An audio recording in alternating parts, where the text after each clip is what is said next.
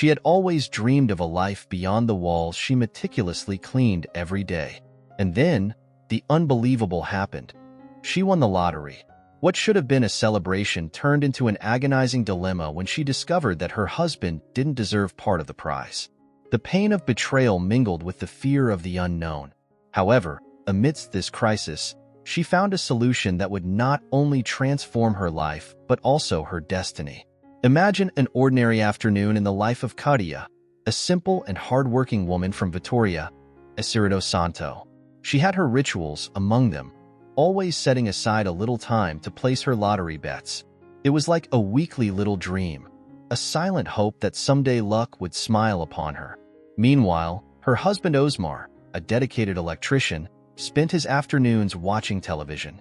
He was a practical and honest man who valued every penny he earned. Despite the financial difficulties they faced, Osmar always found a way to surprise Katia with small gifts, demonstrating his love through simple gestures. On a day like any other, while Osmar was absorbed in a celebrity gossip show, Katia heard a news story that made her freeze. The lottery numbers drawn were exactly the ones she had marked on the ticket she held in her trembling fingers. 04, 08, 15, 16, 23, and 42. It was unbelievable, as if the universe had finally decided to reward her perseverance with such a grand prize. At first, shock was followed by a wave of conflicting emotions. Katia felt a mixture of euphoria and nervousness. After all, how would she tell Osmar? Their marriage was stable, based on mutual respect and complicity, but not exactly on the romantic love that makes hearts beat faster. They had agreed not to have children, a decision that bound them even more given their personal circumstances. As Katia tried to process what this newfound fortune meant to her, she also thought about the best way to protect her new wealth. She knew that Osmar, with his practical sense and loyalty, would probably try to advise her on how to invest or save the money. But Katia had her own plans and desires. Then, an idea began to form in her restless mind. Why not keep the prize a secret for now? What if she filed for divorce without mentioning the fortune? It seemed like a risky but necessary plan. To execute it, Katia would need to convince Osmar to sign a divorce agreement where they wouldn't divide anything. She didn't want to lose half of the prize to someone who, although her husband, didn't share the same dream of wealth that now seduced her. That night, when Osmar came home, the air was heavy. The smell of the finished dinner mingled with the palpable tension that seemed to hang in the air. Opening the door to their small wooden house, he saw his bags already packed in the living room. Perplexed, he dropped his keys on the table and, with a lump in his throat, asked Katia with a mix of anxiety and confusion, "Are we going on a trip?" Katia, with a serious and cold demeanor like the winter wind blowing outside, slowly turned to him. Her eyes, once warm, now seemed cold and distant. "I'm tired of you, Osmar. I want a divorce," she said bluntly. Osmar felt as though the world was collapsing around him. That morning, which had started with farewell kisses and future plans, had now turned into a nightmare. Desperate to understand what had happened, Osmar tried to argue with Katia. He talked about the love he felt for her, about the dreams they shared, but his words seemed to fall on deaf ears. Katia was resolute, and every attempt by Osmar only seemed to increase her determination. Minutes later, Osmar found himself outside, his bags thrown out as if they were nothing. The wind flapped his underwear, cruelly displaying them to the curious eyes of the neighbors who were beginning to gather at their doors and windows. Some whispered among themselves, speculating about what could have led Katia to act so abruptly. Betrayal, some said. Financial problems, others suggested. But none of them knew for sure. Among the onlookers was Sibel, one of the most discreet and kind neighbors on the street. Seeing Osmar in such a humiliating situation, her heart filled with compassion. Ignoring the whispers around her, she approached with determination. "Osmar, I'm so sorry for all of this," she said sincerely as she helped gather his clothes, now scattered across the sidewalk. As Sibel assisted, Nara, the neighborhood gossip known for her exaggerated stories and quick deductions, already had a theory. Watching from her window, she was convinced that Sibel was helping Osmar because they were having an affair. It's no wonder she rushed to help him as soon as he was kicked out, she murmured to herself while scrolling through her phone, ready to share her version of the story with her gossiping friends. Meanwhile, inside the now silent house, Cutia remained firm in her decision, unaware of the speculations already swirling through the neighborhood. Cutia was a hard-working woman who spent her days laboring in the luxurious mansions of the city's wealthiest women. As she scrubbed gleaming floors and tidied immaculate rooms, her thoughts often wandered to the luxuries she could enjoy if she ever possessed all that wealth. Soft fur coats like winter clouds, designer handbags that sparkled in the magazines she peeked at during breaks. Each piece of clothing and every shiny accessory she found in her employers' homes was a constant reminder of everything she could never have alongside Osmar, her ex-husband. For him, money should be invested in practical things like owning a home, an idea that only made her feel trapped. Meanwhile, Osmar, confused and shaken by the sudden separation, found refuge at Sibel's house, a neighbor he had known for years whose beauty he had never noticed until now. Sibel, a woman with sharp eyes and a warm smile, served him strong coffee to help clear his thoughts. She wasn't one for gossip, but she felt compassion for Osmar and needed to understand what had happened between him and Cutia. Osmar, still dazed, explained how everything seemed normal when he left for work in the morning, but upon returning home, he found his bags packed in the living room and a divorce notice on the kitchen table. The confusion and pain were evident in his eyes as he tried to comprehend what had led Cutia to make such a drastic decision. As Sibel listened to Osmar's story, her mind drifted back months to when her own life was turned upside down. Her fiancé, Breno, had canceled their wedding via text message, leaving her stunned and heartbroken. But the worst part was discovering, through mutual friends, that Breno was already involved with Gabriella, a woman he now planned to marry. Sibel didn't confront Breno. Seeing the happy photos of Breno and Gabriella on social media, she realized that their romance had begun before the end of their engagement. The pain of betrayal and public humiliation was still fresh in her mind when Osmar sought comfort in her home. Despite her own wounds, Sibel did not mention to Osmar her suspicions that Cutia might be involved with someone else. She knew how painful it was to face betrayal and uncertainty, and chose to offer Osmar a sympathetic shoulder and comforting words while he tried to understand what had happened in his marriage. Cutia dreamed of the fluffy coats and chic bags she could buy with all that money. Every day, as she worked as a cleaner in the elegant homes of high society women, she couldn't help but admire the impeccable clothes, designer shoes, and stunning handbags her employers possessed. Each shiny piece and each soft fabric seemed to scream the comfort and luxury she so longed for. With each thought of these coveted items, Cutia felt a deep sense of relief for having separated from Osmar. With him by her side, it would be impossible to enjoy that money without being pressured to invest in something practical, like a house, or to save for the future, while all she wanted was to live in the present. Meanwhile, Osmar, still stunned by the sudden divorce and not understanding the reasons, decided to visit Sibel, his neighbor of years.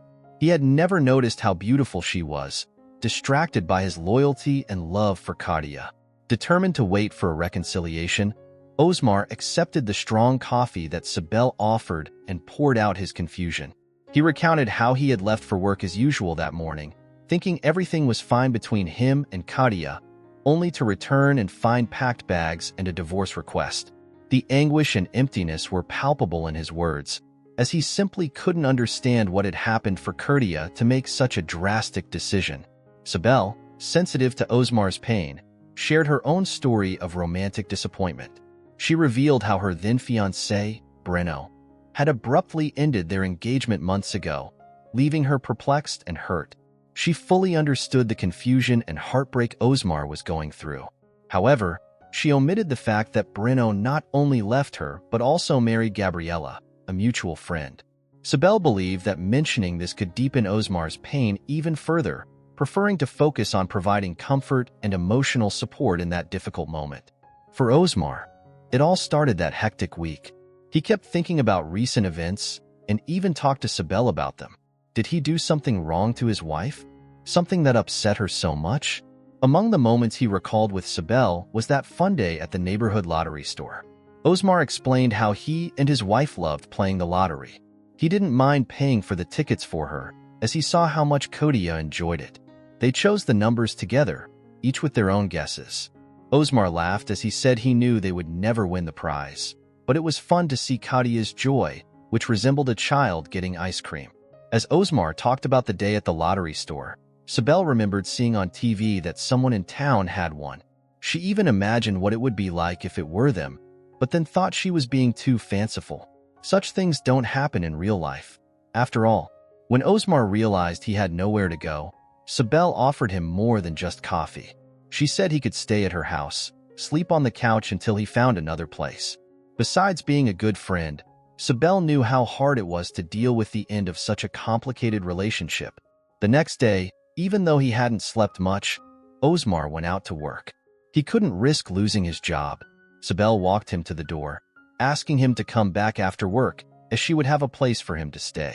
Upon leaving Sibel's house, Osmar was surprised by Nara's curious gaze. What he didn't know was that, at that moment, the nosy neighbor had already spread throughout the neighborhood that he and Sibel had been having an affair for years. According to Nara, the two had been together long before Sibel moved in a few months ago. Kudia eventually found out, and for her, the last straw was discovering that he had brought the other woman to live so close. Early in the morning, Nara and other gossips knocked on Kudia's door, offering solidarity. In reality, they wanted more details about the story they had invented and already spread as truth. They tried to convince Kudia that Sibel had indeed been her husband's mistress for years. Kudia, sharp, soon saw where they were going and confirmed everything. She said she had discovered everything and that it was a huge shock for her. That story was perfect for Kudia. She quickly contacted a lawyer to help her separate from her husband without dividing the assets, using the false story of infidelity as justification. It was a meticulous plan to ensure all the money stayed with her, even the old car she had bought. Feigning helplessness, Kudia said that although the car was from 1987, it was her beloved possession. Osmar would certainly sell it to keep the money, the employer thought. Feeling that this tedious story was dragging on, she passed on the contact of a lawyer she knew, who didn't charge much even though he wasn't known for high fees. Claudio was recognized as a lawyer with many victories in contentious divorces. 2 days later, Osmar was informed that the divorce paperwork was ready to be signed. The documents were sent for Osmar to read in advance. Claudio tried to bypass the law and prevent the early reading, but he couldn't stop it. Together with Sybil, who had studied law for years, Osmar read the document.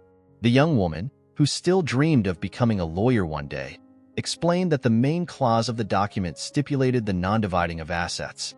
Osmar found this strange since the house he lived in with Kadia was his own and was in his name. According to that document, upon separation, the woman would have no claim to the house. He had never thought of doing something like this as revenge, and now his own wife was making this proposal. A warning light went off in Sibel's mind. There was something very odd about this sudden divorce request. Now that she knew Osmar a bit better, Sibel was sure that the man wouldn't have done anything bad to his wife. But then, what could explain such a hasty decision? The divorce hearing was scheduled for the afternoon of the following day. Sybil had little time to figure out what was going on, even though she noticed that the neighbors were looking at her with hostility. Sybil decided to take a walk around the neighborhood. This was an excuse to keep an eye on Kadia's movements. About half an hour later, during her improvised stakeout, Sybil gathered some information. She saw the woman arriving home with numerous shopping bags from local clothing stores. She remembered that Osmar mentioned they were going through a very tough financial situation. Sybil knew the owner of the store, Dagmar, a woman in her nearly 50s who was always very friendly to her. Upon arriving at the store, Sybil found Dagmar organizing a clothing rack, quite busy. The woman smiled at Sybil and apologized, saying that the previous customer had left the store in a mess. Sybil then asked if the previous customer was Kodia. Dagmar looked at her strangely and then said, "Sybil, you seem like a good girl, and I can't believe the malice people are saying about you and your husband. Now you're asking me about her and starting to find it strange. Is there something going on between you and Osmar?" Sybil seemed very surprised but quickly understood the hostile looks from the neighbors. Since Sybil was an observant and perceptive woman, she had noticed small details that didn't quite fit since Osmar brought Kadia home during a time of need. Dagmar, her close friend, also noticed something odd when Katia, despite apparently having no resources, suddenly appeared in Dagmar's store and bought a lot of clothes, paying everything in cash. This didn't make sense to Dagmar, who mentioned Katia's suspicious behavior to Sybil. Intrigued, Sybil decided to investigate further. When she got home, she went straight to Osmar's documents, where she knew he kept the lottery tickets he had bought for Katia. She quickly compared the numbers marked on the tickets with the numbers recently drawn: 04, 08, 15, 16, 23, and 42. To her surprise, they were exactly the same. It was at this moment that Sybil connected the dots. The sudden divorce request from Osmar with no asset division had a clear explanation. The lottery prize had not yet been claimed, and Katia was likely hoping that the divorce would be finalized so she could keep all the money for herself. Additionally, she discovered that Katia had made considerable purchases at Dagmar's store, a strategy to quickly spend part of the money before Osmar noticed. When Osmar arrived home that night, he found Sybil engrossed in internet research.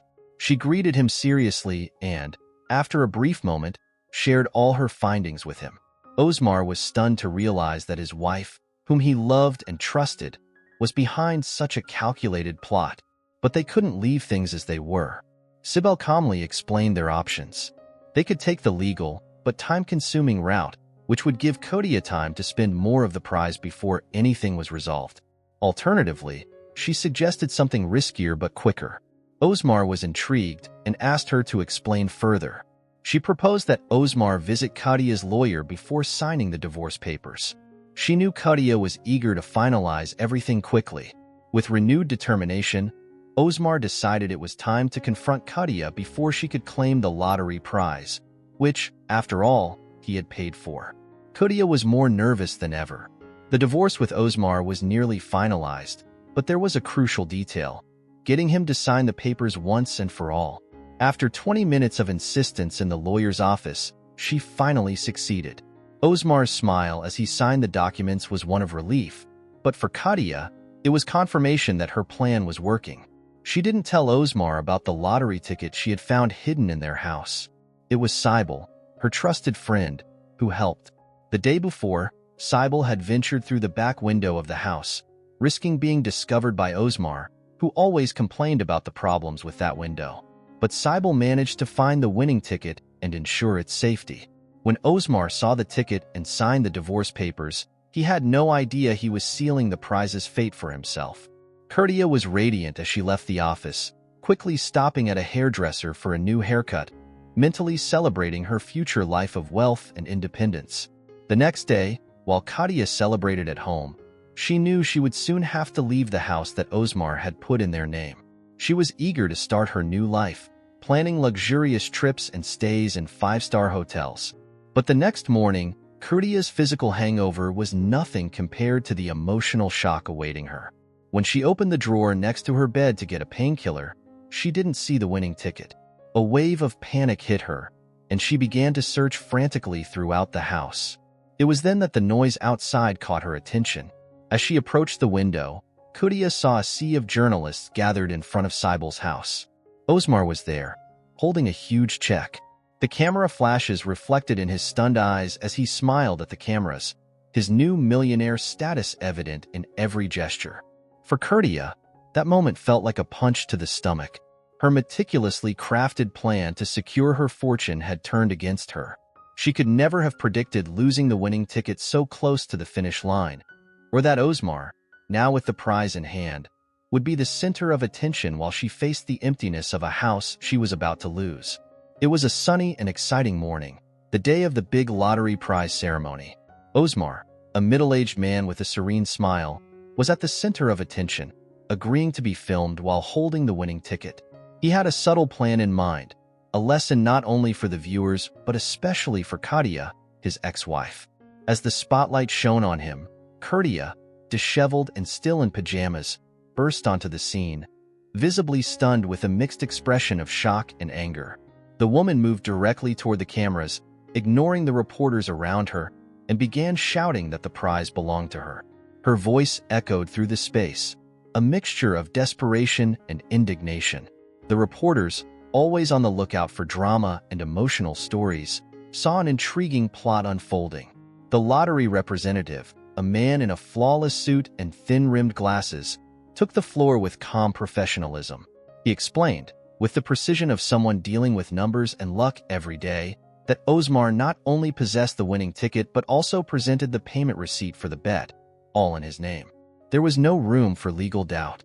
Maintaining his composure, Osmar took the microphone and looked directly at the cameras, the audience, and Katia. With a calm yet firm voice, he revealed that Katia was his ex-wife. During their divorce, he had proposed dividing their assets, even offering her the house that still bore his name. However, Katia chose a divorce without any division, and now he stood there, holding the winning ticket that luck had brought to him alone. Silence filled the room for a moment, broken by timid applause that soon grew into a round of applause for Osmar. Katia was stunned.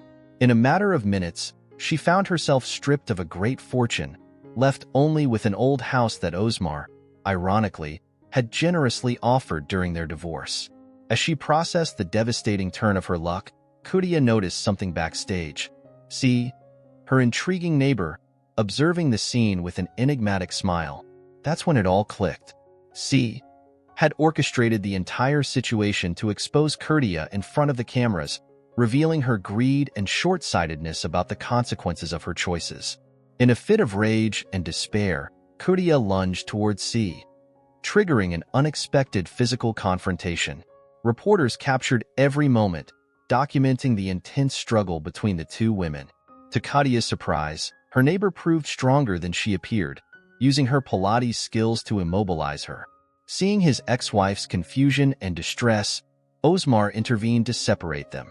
He helped her to her feet, escorting her to the house that now rightfully belonged to her. Along the way, Katia broke down in tears. She couldn't understand how Osmar could be so cold and calculating. All her dreams of wealth and freedom shattered before her, leaving only bitterness and disappointment. In response to Katia's desperate words, Osmar looked at her with compassion and replied simply, "I did nothing more than what was fair." Upon hearing those unexpected words, Osmar led her inside the gate and closed it behind them. As he walked back to Sibel's house, he noticed the reporters had already left. He thanked her for the warm welcome and joked that she was a better detective than Sherlock Holmes. Sibel laughed and replied, "Elementary, my dear Watson." Taking advantage of the relaxed atmosphere, Osmar offered Sibel a share of the prize as a token of gratitude for her help. She blushed and tried to refuse, but he insisted, saying it was only fair since she had been instrumental in helping him secure that money. In addition to changing his daughter's life, he wanted to help Sibel return to studying law. In the months that followed, their friendship deepened even further. Osmar kept his promise, and now Sibel had her own house and didn't have to work as hard as before. Her law school studies were going well, and she was excited about finishing another semester. Convinced that he wanted to be more than just friends with Sibel, Osmar finally confessed his feelings to her, nervously. He feared a negative response, but to his joy, she said she saw him in the same way. Both had been hurt in love before, but they felt they had a new chance to build something beautiful together. Determined to be completely honest with Sibel, Osmar shared with her his plans regarding Katia, his ex-wife. He had found out that she was going through a tough time and still felt grateful to her for helping choose the winning lottery numbers. Sibel understood and agreed it was fair. Osmar then decided to visit Katia at their old house. To his surprise, he found her waiting with a prepared dinner, something she had never done before. Amidst roasted fish and delicious mashed potatoes, there was also wine on the table. Katia insisted he drink, but Osmar, remembering the medication he had taken, discreetly declined the drink. During dinner, he explained his decision to Katia and thanked her for everything she had done in the past. It was a symbolic gesture of closure and gratitude. From that moment on, Osmar felt that he could move forward with his life alongside Sibel, knowing that he had left things in peace with his ex-wife. Imagine a special night where the fates of Katia and Osmar intertwined in a dramatic way. The dinner proceeded smoothly in an elegant atmosphere, with sparkling glasses and lively conversations. Katia, with her eyes fixed on Osmar, was plotting her next move. She had a cunning plan in mind, to use a wine glass to achieve her goals. However, nerves betrayed Katia. While filling the glass, she confusedly grabbed the wrong one, inadvertently filled with deadly poison. Overcome by haste and anxiety, Kuria took a sip. Instantly, her face twisted in agony. Osmar, attentive to Kadia's sudden changes, realized the tragic mistake that had occurred.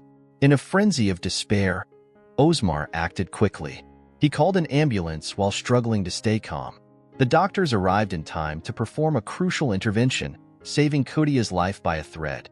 However, Kodia's plot was discovered by the police during the chaos of the incident. The investigations revealed Kodia's sordid plan to poison Osmar and usurp his fortune. But the irony of fate was relentless. Instead of achieving her greedy goals, Kodia met her own poisoned end. Condemned for her actions, she was taken to prison, leaving a trail of destruction and disappointment. Osmar, on the other hand, reflected on the traumatic episode. He regretted trusting Kodia and trying to help her, even in the face of her true dark intentions. The painful experience taught Osmar an invaluable lesson about the importance of honesty and integrity. Even in the face of the deepest betrayal, he chose to remain true to his principles. This story is not just a tale of suspense and twists.